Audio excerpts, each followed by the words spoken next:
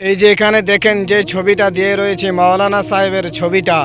তিনি হায়দ্রাবাদ থেকে ফিরছিলেন ট্রেনে, আর ফেরার পথে তার মাথায় দাড়ি এবং মাথায় টুপি আর মুখে দাড়ি দেখে সেই মানুষটাকে নৃশংসভাবে হত্যা করে দিল, মেরে দিল। আহারে, এই আমার এই সোনার দেশে, এই ভারতবর্ষের জমিনে এইগুলো হওয়াটা কিন্তু স্বাভাবিক নয়।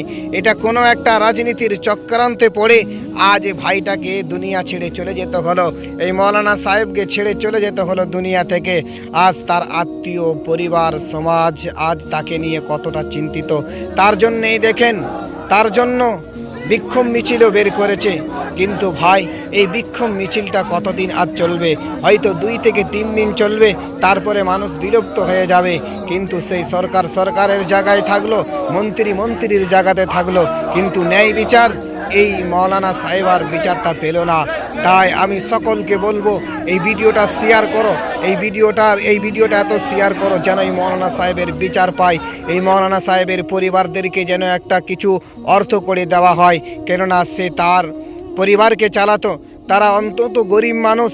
আমি যেইভাবে খুঁটিনাটি দেখলাম, দেখার পরে বুঝতে পারলাম যে মৌলানা সাহেব খুবই গরিব মানুষ।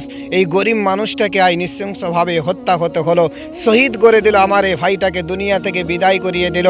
আজ তার ছেলেপুলেগুলো এতিম হয়ে গেল, আজ তার বাম্মা ছেলেহারা হয়ে গেল। তার জানাজার কাফনটা, তার জানাজার খাটিয়াটা তার বাম্মাকে তুলতে হলো।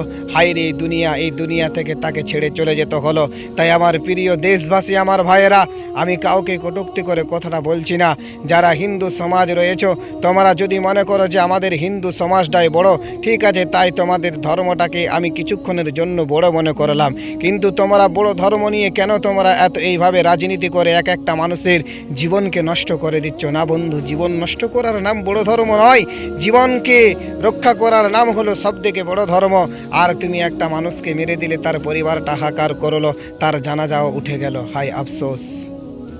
আল্লাহ এই আমার মৌলানা সাহেব ভাইয়ের আত্মাকে শান্তি দেন, আল্লাহ তার রুহে মাগফিরাত নসিব ফরমাও, আল্লাহ তার রুহুকে আল্লাহ জান্নাতের ফিরদাউস বানিয়ে দিন। সবাই বলি আমিন।